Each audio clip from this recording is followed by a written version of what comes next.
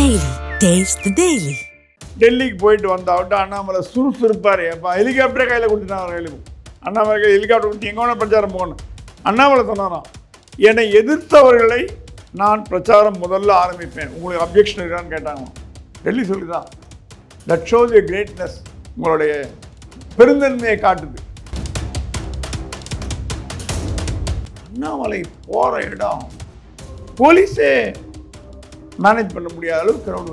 அது போகிற இடம்லாம் கிரௌடு ஜனங்க. அப்படி என்டிஏ கூட்டணி ஜெயிச்சால் பெரும்பங்கு வைக்க போகிறது அண்ணாமலையின் பிரச்சாரம். இன்னைக்கு எழுதி வச்சுங்க, நான் சொல்கிறேன். பியூஷ் கோயலுக்கு என்ன தெரியும் தமிழ்நாட்டை பற்றி? ஒன்றும் தெரியும். நிர்மலா சீதாராமனியே கேம்பெயின் வருது. யாராவது கேட்டாங்களா? அண்ணாமலை வரதுனால அதுதான் விஷயம். அண்ணாமலை உளவுத்துறையை பயங்கரமாக கையில் வச்சுருக்காங்க. எப்படின்னு கேட்குறீங்க, அவருக்கு வர இன்ஃபர்மேஷன் சீஃப் மினிஸ்டர் கூட போகிறதா இல்லையான்னு அவர் கான்டாக்ட் எல்லாம். ஒரு ஐபிஎஸ் அதிகாரி எங்கே இப்போ தமிழ்நாட்டில் இருக்கிற ஐபிஎஸ் அதிகாரி எவ்வளோ பேர் அண்ணாமலையோட பேசுகிறாங்க தெரியுமா உங்களுக்கு? அதனால தான் தேர்தல் கமிஷன் இந்த 4 பேரையும் மாற்றினதுக்கு ஸ்டாலின் எதுக்கு அப்ஜெக்ட் பண்ணோம்? டெல்லியில் கேட்டாங்களாம், அடுத்த டிஜிபி யார் போடலான்னு. அண்ணாமலை சொன்னால் சந்தீப் ராய் ரத்தோரை போடுங்கன்னு. இது எல்லாத்துக்கும் காரணம் அண்ணாமலை. இதுதான் மக்களோட மனநிலையில் இருக்குது. இப்படி போடும்போது என்டிஏக்கு கொஞ்சம் ஃபேவரபுளாக வரும். 4 பேர் விஜய்க்கு போட்டால் 3 பேர் தெரியுங்கிறது கணிசமாக தெரியுது. தெரியும் இல்லை, அதனால தான் இந்த கருத்து கணிப்புகளும் இப்போ என்டிஏக்கு ஆதரவாக கொடுத்ததுன்னு கூட நம்ம என்டிஏக்கு ஆதரவாக இருக்குன்னா அது ஓரளவுக்கு உண்மைன்னு தான் நம்ம சொல்லணும்.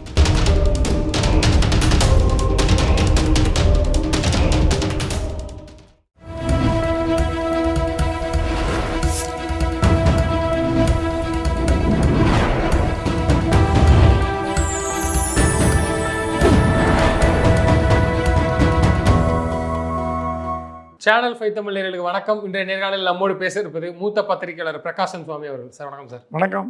சார், தேர்தலுக்கு கொஞ்சம் ரொம்ப கிட்ட நெருங்கிட்டோம், கொஞ்ச நாள் தான் இருக்குது. இப்போ என்னென்னா என்டிஏக்கு சாதகமாக அமையுது, களச்சூழல் அப்படியே மாறுது, டிஎம்கேக்கு மக்கள் மத்தியில் ஒரு அதிருப்தி இருக்குங்கிற மாதிரி நெரேட்டிவ் கிரியேட் ஆகிட்டு வருது. சார், இது எப்படி பார்க்குறீங்க? ஒப்பீனியன் போல் தேர்தல் அறிவித்தவுடன் எடுத்த ஒப்பீனியன் போல் டிஎம்கே ஃபேவரபுளாக இருக்குது. திமுக தான் அடுத்த ஆட்சியை பிடிக்கும், திமுக 2.0 அப்படின்னு வந்தது. நம்ம சொன்னோம் அப்போ கூட, ஒப்பீனியன் போல் ரொம்ப நம்ம சீரியஸாக எடுத்துக்க முடியாதுங்க. இது ஒப்பீனியன் போலுங்கிறது பல்வேறு வகையான ஒப்பீனியன் போல். 2வது ஒப்பீனியன் போல் பார்த்திங்கன்னா சாதாரண ஆட்கள் எடுக்கலை. பெரிய பெரிய சி ஓட்டர் அந்த மாதிரி நிறுவனங்கள், பெரிய பெரிய நியூஸ் ஏஜென்சிஸ், பத்திரிகைகள், அவங்க யூனிஃபார்மாக போடுறது. இப்போது 2 பேர் டிஎம்கே ஜெயிக்கும், 2 பேர் ஏடிஎம்கே ஜெயிக்கும்னா நம்ம சொல்லலாம், எனக்கு இதை கோல்மால் பண்ணுறாங்க அப்படின்னு சொல்லலாம். எல்லாருமே என்டிஏ ஜெயிக்கும்னு சொல்லும் பொழுது அதில் ஒரு உண்மை வரத்துக்கு ஒரு வாய்ப்பு இருக்குது. அது இல்லாமல் சிலதெல்லாம் பார்த்திங்கன்னா டிஎம்கே 40 சீட் கூட வராதுன்றாங்க, 35-40 கணக்கு போடுறாங்க. அந்த அளவுக்கு கேவலமாக போகும்னு நான் நினைக்கல. பட் என்டிஏ ஆட்சியை பிடிப்பதற்கு வாய்ப்பு இருக்கிறதா கருதுகிறேன். இந்த ஒப்பீனியன் போல் சரியாக இருந்ததுன்னா, சப்ஜெக்ட் டு கரெக்ஷன். அந்த ஒப்பீனியன் போல் வச்சு தான் நம்ம பேசுகிறோம். நமக்கு கள நிலவரம் இன்னும் தமிழ்நாடு முழுக்க நான் 2-3 டிஸ்ட்ரிக்ட் போயிட்டு வந்தேன். ஃபுல் தமிழ்நாடு போகல. நான் நெக்ஸ்ட் வீக் கிளம்ப போகிறேன். எனக்கு எலெக்ஷன் நெருங்க தான் போக முடியும். 96 பர்கூரில் ஜெயலலிதா தோப்பான்னு சொன்ன முதல் பத்திரிகையாளர் நான் தான். எந்த பத்திரிகையாளர்னு சொல்ல, எல்லோரும் ஜெயிப்பானாங்க, தோப்பான்னா அதே மாதிரி தோத்தாங்க. ஸோ அந்த அனுபவத்தில் யூஸ் பண்ணி, ஆனால் எக்ஸிட் போல் என்றைக்குமே 100க்கு 80% சரியாக இருக்கும். 100க்கு 80% எக்ஸிட் போல். ஒப்பீனியன் போல் 50-50 தான். ஆனால் மேக்ஸிமம் 60-40, அதுக்கு மேலே நீங்கள். ஏன்னா ஒப்பீனியன் போல் என்பது எப்படி எடுக்கப்படுகிறது, சாம்பிளிங் சர்வேவா, எவ்வளோ பேர் இன்டர்வியூ பண்ணீங்க, எவ்வளோ கழிச்சிக்கிட்டீங்க, எவ்வளோ சாம்பிளிங் எரர், எவ்வளோ நிறையா விஷயங்கள் இருக்குது. நான் இண்டோவில் ஒர்க் பண்ணும்போது ஜி பாலச்சந்திரன் ஒருத்தர் இருந்தார். அவர் இந்தியாவில் சீஃபாலஜிஸ்ட், முதல் இந்தியாவின் சீஃபாலஜிஸ்ட், தேர்தல் வியூக அமைப்பாளர். எப்படி தேர்தலில் ஒப்பீனியன் போல் சர்வே கண்டக்ட் பண்ணுங்கிறத கற்றுக் கொடுத்தார். அவர்களோட நான் ஒர்க் பண்ணியிருக்கேன் இண்டூவில் இருக்கும்போது. 1991 போல்லாம், 89 and 91 போலில்.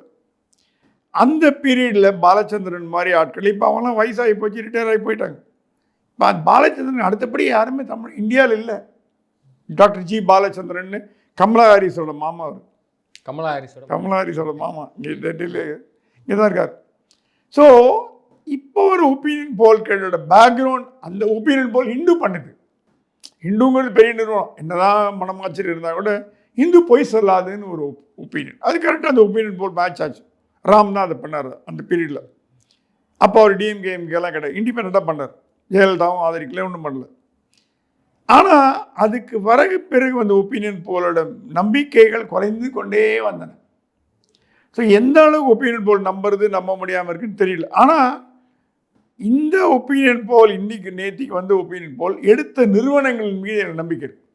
அவங்க ஃபுல்லாமே என்டிஏக்கு ஃபேவரா எப்படி எடுத்தாங்கிறதுல ஒன்று மனமாச்சரியம் இருக்கலாம். நிறுவனங்கள் போய் சொல்லாதுன்னு எனக்கு தெரியும். ஏன்னா எல்லாமே நிச்சயமா சார், நீங்கள் தெளிவாக சொன்னீங்க, நிறுவனங்கள் போய் சொல்லாது. ஏன்னா கள சூழலும் அப்படி அமையுது கரெக்ட். இந்த கள சூழல் அமைந்ததுக்கான காரணம் திரு அண்ணாமலைன்னு சொல்கிறாங்களே. ஏன்னா இந்த பிரச்சாரம் வேகமாக எடுக்கிறது. ஸோ இது கூட ஒரு பங்காக இருக்கும். அதில் என்டிஏ கூட்டணிக்கு ஃபேவராக வர்றது காரணம்னா எல்லாரும் ஒன்று சேர்ந்துட்டாங்க. யாரோட மனக்கசப்பு இல்லை, பிரச்சாரம் பண்ணுறது. அண்ணாமலை ஒரு பக்கம், எடப்பாடி பழனிசாமி ஒரு. ஸோ இதெல்லாம் சேர்ந்து தான் இந்த ஒரு கருத்து கணிப்புக்கு வந்திருக்குன்னு நம்ம எடுத்துக்கலாமா? கண்டிப்பாக. எடப்பாடியோட பிரச்சாரம் பயங்கரமாக சூடு பிடிக்க ஆரம்பிச்சது. சில 2 பேரும் மார்க்கெட் சண்டை போட்டுக்கினாங்க. சில இப்போ அம்மா பற்றி பேசுறது, தத்தா பற்றி பேசுறது, பால் டால்ங்கிறது, அதுக்கு இதெல்லாம் பேசுகிறேன். அதெல்லாம் சகஜம். அது ஏன்னா ஜனங்க மத்தியில் எடுபடும். ஆபாசமாக பேசுறது தப்பு, ஒரு கமெண்ட் அடிச்சு. ஆனால் எடப்பாடி பிரச்சாரம் பயங்கரமாக சூடு பிடிக்காது. நல்ல க்ரௌடு வருது. நான் ஐவி ரிப்போர்ட் பிரகாரம் எடப்பாடிக்கு ஃபுல் க்ரௌடு வருது. எடப்பாடி வந்து மாஸ்டர். எங்கே போனாலும் க்ரௌடு, எங்கே போனாலும் மக்கள் வெள்ளம். தட் இஸ் ஜெயலலிதா அளவு இல்லாட்டி கூட ஒரு சாதாரண ஒரு தலைவர். இப்போ ஜெயலலிதா கலைஞர்லாம் போயாச்சு, யாரும் இல்லை. இப்போ ஆளுமைகளே கிடையாது. எல்லாம் 2ஆம் கட்ட தலைவர் தான். எல்லாம் டிஎம்கே, ஏடிஎம்கே, காங்கிரஸ், பிஜே எல்லாம் 2ஆம் கட்ட தலைவர் தான். காமராஜர் இருந்தார், வாழப்பாடி ராமமூர்த்தி எல்லாம் போயாச்சு. இப்போ இருக்கிற தலைவர்கள்லேயே இவங்களை வச்சு தான் மேனேஜ் பண்ணுன்ற அரவிந்த் கெஜ்ரிவால் மாதிரி. ஆனால் எடப்பாடி கேம்பெயினை சுறுசுறுப்பாக பண்ணி டக்குன்னு அடிக்கிறார். ஒரு பாயிண்ட்டுக்கு பதில் கொடுக்குறார். எடப்பாடி நல்லா தேர்ந்தவர் ஆகிட்டார். இப்போ அது அதிமுக ஓகே கரெக்டாக மேனேஜ் பண்ணுறாரு. ப்ளஸ் இந்த பக்கம் பாஜகவில் தூங்கி வழிஞ்சிட்டு இருந்தாங்க. என்ன செய்ய போகிறோம், என்ன பண்ணுறது, யார் என்ன வரப்பாரா, க்ரௌடு எப்படி இழுக்கணும் அப்படின்னு. அண்ணாமலை வருவாரா மாட்டாரா, போடுவாரா. டெல்லிக்கு போயிட்டு வந்தாவிட்டு அண்ணாமலை சுறுசுறுப்பார். அப்போ ஹெலிகாப்டரே கையில் கொடுத்துட்டாங்க. கையில் அண்ணாமலை ஹெலிகாப்டர் கொடுத்து எங்கே வேணால் பிரச்சாரம் போகணும். அண்ணாமலை சொன்னாராம், என்னை எதிர்த்தவர்களை நான் பிரச்சாரம் முதல்ல ஆரம்பிப்பேன், உங்களுக்கு அப்ஜெக்ஷன் இருக்கான்னு கேட்டாங்களாம். டெல்லி சொல்லிதான். That shows A greatness. உங்களுடைய பெருந்தன்மையை காட்டுது. வானதி, எல்முருகன், நயினார் இந்த லைன் ஆரம்பித்தார். அப்புறம் தமிழிசைக்கு வரப்போறார் அடுத்த வாரம் மயில். இவங்க 4 பேருமே அண்ணாமலை எதிர்த்தவங்க. அண்ணாமலை போகிற இடம் போலீஸே மேனேஜ் பண்ண முடியாத அளவுக்கு க்ரௌடு வருது. அது போகிற இடம்லாம் க்ரௌடு ஜனங்க. அப்படி என்டிஏ கூட்டணி ஜெயிச்சால் பெரும்பங்கு வைக்க போகிறது அண்ணாமலையின் பிரச்சாரம். இன்னைக்கு எழுதி வச்சுங்க, நான் சொல்கிறேன். அப்போ நீ அடுத்தது கேட்கலாம், எம்பி தேர்தலில் ஏன் தோற்று போனார், அந்த கேள்வியெல்லாம் வரும், தெரியும். எம்பி தேர்தலில் பாஜக தோற்கடிக்கப்பட்டது, உள்கட்சிக்காரனாலே தோற்கடிக்கப்பட்டது. இந்த வாட்டி அண்ணாமலை கையில் எடுத்தனால அதெல்லாம் ஒன்றும் பண்ண. நயினார் வந்து அவர் தொகுதியில் முடங்கிட்டார். அவர் தொகுதியில் சாத்தூரில் வாழ்வாழ் சாவாங்குது. இசைக்கு ராஜான்னு ஒருத்தர் சசிகலால் பணத்தை வாரி அறிகிறார், போட்டு விளையாடுறார். என்ன போச்சு, இசைக்கு ராஜா சசிகலா கட்சிக்கார் அதிமுக விலைக்கு வாங்கிட்டார். நயினார் அம்மோர் விட்டாங்க. அதிமுக விலைக்கு அவர் இசைக்கு ராஜா வாங்கிட்டு போட்டார். பாஜகவுக்கு அங்கே முக்குளத்தோர் நாயுடு 2 சமூகத்தினர் இருக்காங்க. என்ன போச்சு, நடுவில் மோகன் ராஜுலுன்னு ஒரு முன்னாள் தமிழ்நாடு பாஜகவின் அமைப்பு செயலாளர் கேசவநாயகத்துக்கு முன்னாடி இருந்தார். அவர் வந்து நாயுடு கம்யூனிட்டி, சாத்தூர் சொந்த ஊர். பெருந்தன்மையோட அவர் கொஞ்ச நாளாக கட்சியில் இல்லை, உடம்பு முடியாமல் ஒரு பெரிய ஆக்சிடெண்ட்டில் இருந்து உயிர் காப்பாற்றி போயிடுச்சு. வந்து கொஞ்சம் ரெஸ்ட்டில் இருக்கார். ஒரு 10 வருஷமாக கட்சியில் வரதில்லை. அவரையும் ஏதோ இப்படி ஓரம் கட்டிட்டாங்க. அவர் நயினார் நாகேந்திரன் கூப்பிட்டார், அண்ணே நீங்கள் வந்து எனக்கு பிரச்சாரம் பண்ணுங்க. அவர் சொன்னார், நான் என்றைக்குமே காரியகர்த்தான் மோகன் ராஜுலு, நான் பிரச்சாரம் பண்ணுறேன் வரங்கன்னு போயிட்டு அவர் அந்த ஊரில் பயங்கர பாப்புலர். அவர் மோகன் ராஜிலோட தெரியாதவங்களே சாத்தூரில் கிடையாது. போய் கேம்பெயின் ஆரம்பித்தார். நயினார் மாதிரி ஒரு நல்ல தலைவர் பார்க்க முடியாது. அவர் தெலுங்கில் பேசினார். நம்ம ஆள் நம்ம ஓட்டு போடுங்க அப்படின்னு தெலுங்கில் கேம்பெயின் பண்ணார். நல்ல க்ரௌடு வந்தது. ஏன்னா மோகன் Rajulu known face of Sattur. அவர் சொந்த ஊர். அவர் 12 வருஷம் அமைப்பு செயலாளர் இருந்தார்னா அவர் தமிழ்நாட்டில் இருக்கிற தமிழ்நாட்டு பாஜக வளர்த்தவர்கள் முக்கியமாக 2 பேர், சக்கரவர்த்தி, மோகன் ராஜுலு. இவங்க 2 பேர் தான் முக்கியமானவர்கள். அந்த மோகன் ராஜுலு நாயனார் கூப்பிட்டு போனார். நயினாரோட கேம்பெயின் பண்ணாங்க. இல்லை நீங்கள் தனியாக போய் பண்ணுங்கன்னாங்க. நயினார் போனது பிறகு இவர் ஆஃபீஸ்லேருந்து கிளம்பி கார் கொடுங்கன்னு கார் வருதுன்னாங்களாம். யார் அவரோட அசிஸ்டன்ஸ் எல்லாம், நயினார் அசிஸ்டன்ஸ். லஞ்சு வரைக்கும் காரே வரலையா. எங்கே லஞ்சு சாப்பிட்டு போட்டோமான்னு கேட்டாராம். லஞ்சு வருதுன்னாங்களாம். 3 மணி வரைக்கும் லஞ்சு வரலையா. ஏன் மோகன் ராஜ்லாம் ஒரு தலைவருங்க. அவர் தமிழ்நாடு பாஜக வளர்த்தவர்கள் முக்கியமாக இந்த மேட்டர் நயினாருக்கு தெரியுமா தெரியாதான்னு தெரியாது. அவர் கீழ் விழா ஆட்கள் அவர் அடித்து விரட்டிட்டாங்க. அவர் மோகன் ராஜ் அன்றைக்கி நைட்டு முடிச்சு தலைக்கு வந்துட்டார். தேங்க்யூன்னு வந்துட்டார். இந்த மாதிரி ஒரு நிலைமையில் இருந்ததுன்னா எப்படி? ஆனால் அண்ணாமலைக்கு இந்த ரெக்கக்னிஷனே தேவையில்லை. உங்களோட காரு உங்கள் ஹெலிகாப்டரை கொடுத்துட்டாங்க அவருக்கு. எதுக்கு மோகன் ராஜ் மேட்டர் சொன்னேன்னா, சரிவர பயன்படுத்தி கொள்ள தவறிவிட்டார்கள். பியூஷ் கோயலுக்கு என்ன தெரியும் தமிழ்நாட்டை பற்றி? ஒன்றும் தெரியாது. அவர் ஹிந்தியில் இங்கிலீஷில் பேசுனானே அவனும் மதிக்க கூட மாட்டான். அவர் படித்தவர்களாம். நிர்மலா சீதாராமன் வராங்களா, ஓகே, ஓரளவுக்கு நான் ஒத்துப்பேன். ஜெய்சங்கர் வராரா, ஒத்துப்பேன். தமிழில் பேசுவாங்க 2 பேருமே. ஜெய்சங்கர் கொஞ்சம் குழந்தை தமிழில் சூரியன் மாதிரி பேசுவார். நிர்மலா சீதாராமன் தமிழில் விழுத்து கட்டுவாங்க. அவங்கள மாதிரி பேசக்கூடிய நிர்மலா சீதாராமன் ஏன் கேம்பெயினுக்கு வரல? யாராவது கேட்டாங்களா? அண்ணாமலை வரதுனால அவருக்கு வரலையோ? அதுதான் விஷயம். கரெக்டாக பிடிச்சிக்க மாட்டேன். நிர்மலா சீதாராமன் தமிழ்நாட்டுக்கு வாரம் வந்திருந்தவங்க 1 மாதமாக வரதை நிறுத்திட்டாங்க. என்ன விஷயம்னு கேளுங்க. ஜெய்சங்கர் வரேன்னாராம். அப்புறம் எனக்கு அரசியல்லாம் ஈடுபாடு இல்லைங்க. பிரைம் மினிஸ்டர் கேட்டான்னா வெளியுறவுத்துறை அமைச்சர் இருக்கேன், ஏன்னா விட்டுருங்கன்ட்டார். அவர் எங்கேயுமே அரசியல் போக மாட்டார், அரசியல் பேச மாட்டார். லாவலியா IFSங்க அவர், ஃபாரின் சர்வீஸ் ஆஃபீஸர், டிப்ளமேட். அவர் இந்தியாவோட வெளியுறவு தூதராக இருந்தார். இந்தியாவோட அமெரிக்கா PS சந்தோஷ் அவர்கள் அவசர மீட்டிங்லாம் பாஜகவுக்கு போடும்போதெல்லாம் போட்டு வெளியில் போகும்போது அண்ணாமலை உள்ளே என்ட்ரி ஆகிறாங்க. ப்ளஸ் அவர் வரலை, PL சந்தோஷ் தலைமையில் மீட்டிங் நடக்கலை அப்படின்னா இவங்க நிர்மலா சீதாராமனோ யாருனாலும் அவங்களாம் உள்ளே வராங்க. அது அப்படி தானே பார்க்க முடியும். ஆனால் அப்படி தான் நடந்துட்டுருக்கு. பாஜக தலைவர்களே கேட்குறாங்க, உங்களுக்கு ஏதாவது தெரியுமா சார் நிர்மலா சீதாராமன் வராங்களா? எனக்கு என்ன தெரியும்? உங்கள் தலைவி நீ தான் கேட்கணும். நிர்மலா சீதாராமன் அவாய்ட் பண்ணிட்டாங்க தமிழ்நாடு. இப்போ நீங்கள் இனிமேல் நீங்கள் யாரை கூட்டின்னு பிஜேபி முகமாக டெல்லியில் அறியப்படுகிறவர்கள் ஜெய்சங்கர், நிர்மலா சீதாராமன் 2 பேர் தான். டெல்லியில், தமிழ்நாட்டு விட்டுருக்கு, டெல்லியில் 2 முக்கியமான தலைவர்கள். மீதி எல்லாம் நார்த் இந்தியன்ஸ். இப்போ போனிங் ஆகுது. நிர்மலா சீதாராமன் பேசினாங்கன்னா வேலைக்கு ஆகும்.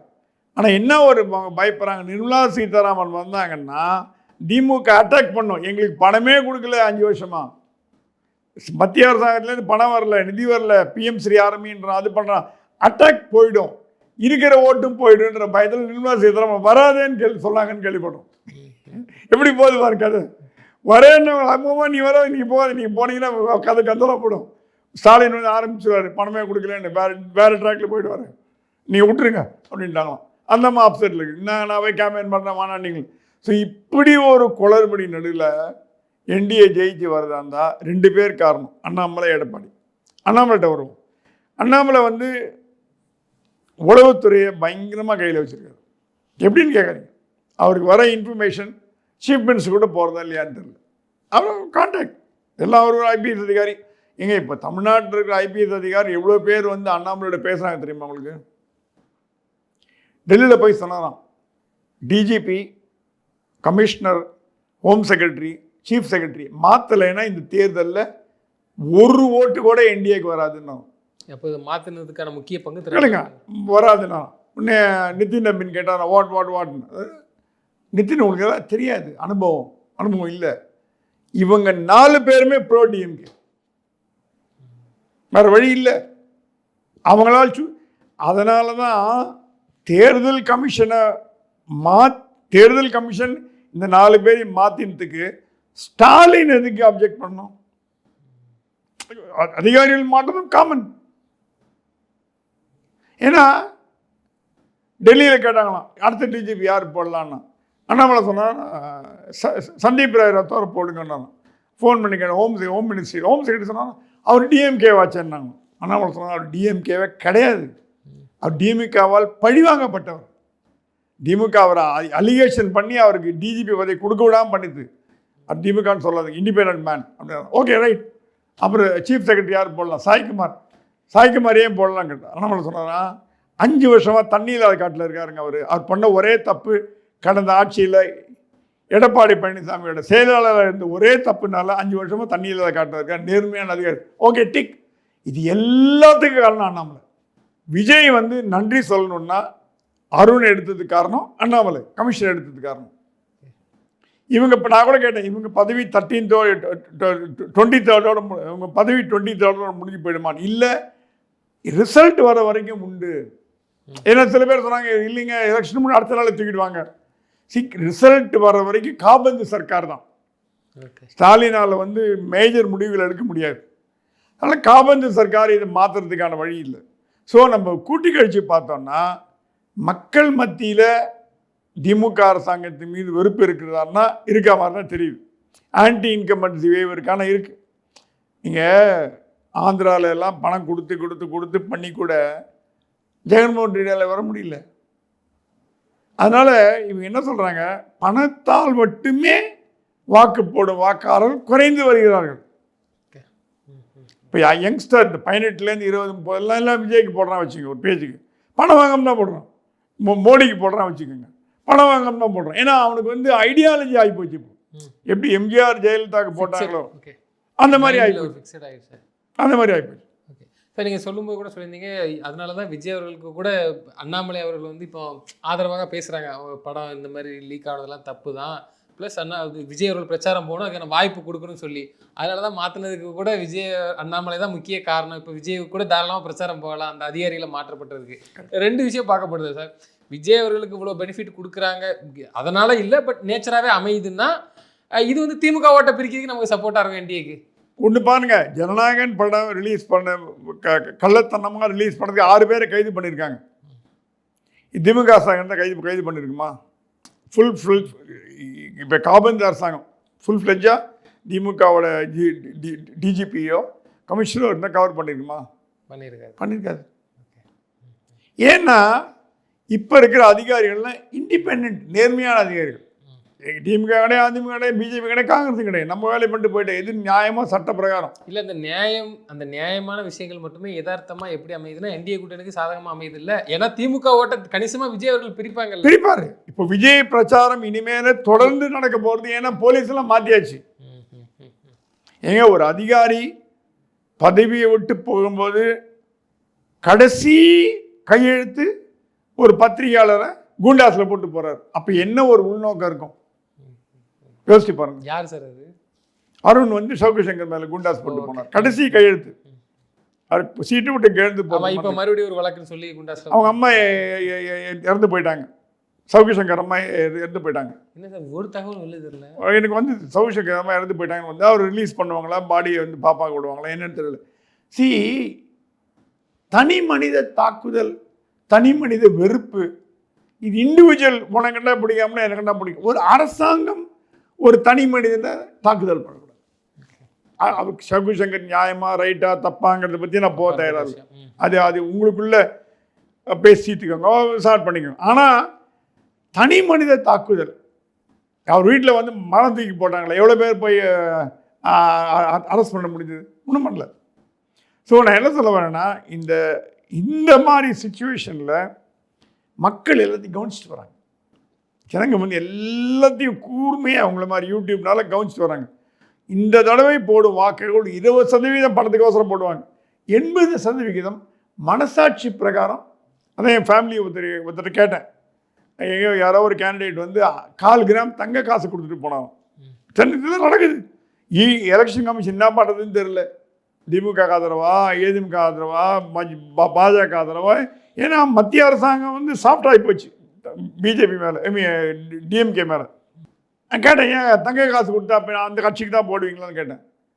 இல்லைங்க, கண்டுபிடிச்சிடுவான், எங்கள் வீட்டில் 8 ஓட்டுக்குது, ஒரு ஓட்டு மட்டும் அந்த கட்சிக்கு போட்டு 7 ஓட்டை விஜய்க்கு போட்டுருவான்.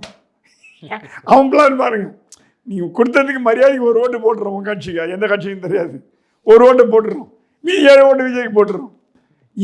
இதுதான் மக்களோட மனநிலையில் இருக்குது. போடும்போது என்டிஏக்கு கொஞ்சம் ஃபேவரபுளாக வரும், 4 பேர் விஜய்க்கு போட்டால் 3 பேர் பிரியுங்கிறது கணிசமாக தெரியுது. தெரியும் இல்லை, அதனால தான் இந்த கருத்து கணிப்புகளும் இப்போ வந்து என்டிஏக்கு ஆதரவாக கொடுக்குதுன்னு கூட நம்ம எடுத்து. என்டிஏக்கு ஆதரவாக இருக்குன்னா அது ஓரளவுக்கு உண்மைன்னு தான் நம்ம சொல்ல முடியும், பொய்யின் சுத்தமாக மறுக்க முடியாது. கரெக்ட். அந்த ஓரளவுக்கு உண்மையுமே இவ்வளோ நாள் வராது, இப்போ ஸ்ட்ராங்காக சொல்கிறாங்கன்னா இந்த மாதிரியான விஷயங்களை வச்சு. ஆமாம், இப்போ நான் என்ன சொல்வேன், இன்னும் கொஞ்சம் வெயிட் பண்ணணும்னா இந்த போலையும் எக்ஸிட் போலையும் கம்பேர் பண்ணிட்டு 23ஆம் தேதி சாயங்காலம் நம்ம பேசும்பொழுது ஒரு கிளியர் கட் பிக்சர் கிடைக்கும். ஓகே, இந்த போலையும் எக்ஸிட் போல் உண்மையாக நமக்கு வந்துடும், 23ஆம் தேதி சாயங்காலம் வந்துடும். எக்ஸிட் போல் இது சேர்ந்து வச்சு கம்பேர் பண்ணும்பொழுது ஓரளவுக்கு நம்மளால் ஓரளவுக்கு அதுவும் சொல்கிறேன் கணிக்க முடியும், ரிசல்ட் எப்படி இருக்கும் என்பதை முன்னாடியே கவனிக்க முடியும், எக்ஸிட் போலையும் இதையும் வச்சு கம்பேர் பண்ணலாம். ஓகே சார், இப்போ திமுகவுக்கு வந்து பல்வேறு விஷயங்கள் வந்து இப்போ வந்து நெருக்கடி போகிற மாதிரி இருக்குது. ஒரு பக்கம் சேகர் பாபு ரைடுன்னு சொல்கிறாங்க, இன்னொரு பக்கம் அதிகாரிகள் மாற்றம். இதுவே வந்து திமுகவுக்கு ஒரு பெரிய அச்சம், ஒரு கலக்கமாக இருக்கா சார்? ஏன்னா ஒரு பக்கம் விஜயை பார்த்து கலங்குறாங்கன்னா அது இல்லாத வெளிப்படையாகவே தெரிய ஆரம்பிச்சிருச்சு, மிகப்பெரிய ஒரு பயத்தில் இருக்குது திமுக.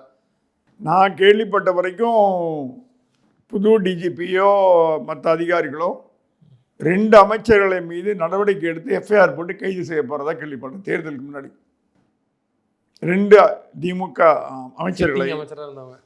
அமைச்சர்களை கைது செய்யாமல் விட்டு வச்சிருந்ததுனால உத்தரவு போட்டு கைது செய்து தேர்தலுக்கு முன்னாடி ஊழல் குற்றச்சாட்டில் உள்ளே போட்டாங்கன்னா திமுக வர ஓட்டு போயிடும். அதுக்கு உண்டான நடவடிக்கை எடுத்துகிட்டு வராங்க. இல்லை, இப்படி இந்த அளவுக்கு பண்ணாத பாஜக தானே பண்ண முடியும்.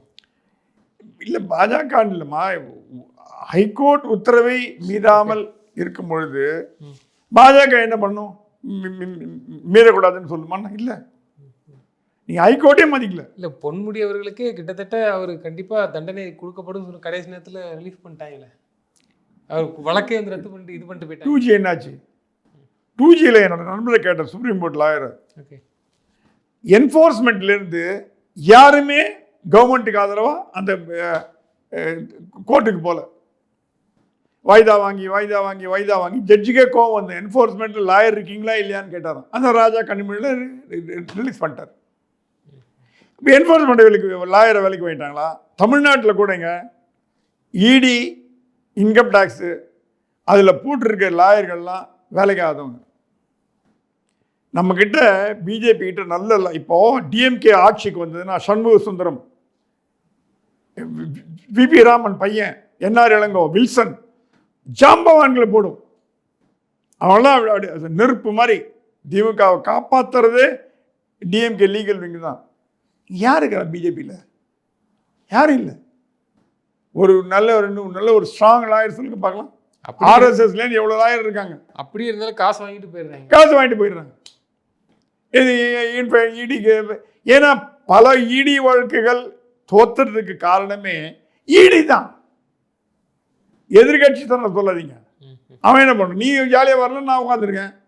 ஸோ வக்கீல்களின் ஆசையால் விலை போனவர்கள் என்ன பண்ண முடியும், அதை தவிர்க்கிறதுக்கு தான் கோர்ட்டு தலையிட்டு எஃப்ஐஆர் போடுன்னு சொல்லிச்சு. 2 மாதம் ஆச்சு, ஒன்றும் போடல. பழைய டிஜிபி எப்படி போடுவார்? அவர் ஒரு பொறுப்பு டிஜிபி. அவர் வார் சொன்னாரா, பொறுப்பு டிஜிபிக்கு இந்த பவர்லாம் கிடையாதுன்னு. வேதிகன் சீட்டில் உட்காந்துருக்காரு, தெரியல. ஸோ என்ன போச்சு, இப்போ புது டிஜிபி, புது சீஃப் செக்ரட்டரி, புது கமிஷனர்லாம் வந்த உடனே நடைமுறைகள் மாறிவிட்டன. புது டிஜிபி என்ன பண்ணார், அருண் இருக்கும்பொழுதே அருண் கீழே வேலை செய்கிற எல்லா ஜாயின்ட் கமிஷன் கூப்பிட்டு ஒரு மீட்டிங் போட்டார். அருணை மட்டும் கூப்பிடல. இது எந்த அளவுக்கு உண்மைன்னு தெரியல, பட் கேட்கறதுக்கு இதுவாக இருக்குது, கஷ்டமாக இருக்குது. கஷ்டம் இல்லை, ஒரு புதிய நடைமுறை. ஏன்னா அது இல்லாமல் வந்து ஒரு ஆர்குமெண்ட் கூட நடந்ததான் 2 அதிகாரிகளுக்குள்ள. ஒரு அதிகாரி சொன்னா, நீ டிஎம்கே என்னாராம், உடனே நீ பிஜேபின்னாராம். நீ இத்தனால டிஎம்கே சொம்பா இருந்தா இப்போ நீ பிஜேபி போகணும், நீ இன்னும் டிஎம்கே சொம்பா இருக்கேன்னாங்க. பெரிய அதிகாரி 2 பேரும் மோதிக்கிறாங்க. ஆனால் எல்லாத்தையும் மீறி 23ஆம் தேதி அன்னைக்கு மக்களோட மனநிலை 23ஆம் தேதி அன்னைக்கு தான் தெரியும். அதுக்கு முன்னாடி கணிக்கிறது ரொம்ப கஷ்டம். நம்ம ஒப்பீனியன் போல்லாம் எடுத்துக்கலாம், எல்லாம் தெரிஞ்சல. நான் என்ன சொன்ன மாதிரி ஒப்பீனியன் போல் எக்ஸிட் போல் ரெண்டையும் வச்சு அனலைஸ் பண்ணி சொல்கிறது தான் இறுதி தீர்ப்பாக இருக்கும். நிச்சயமா சார். தொடர்ந்து தங்களது கருத்துக்களை பகிர்ந்தமைக்கு நன்றி. நன்றி.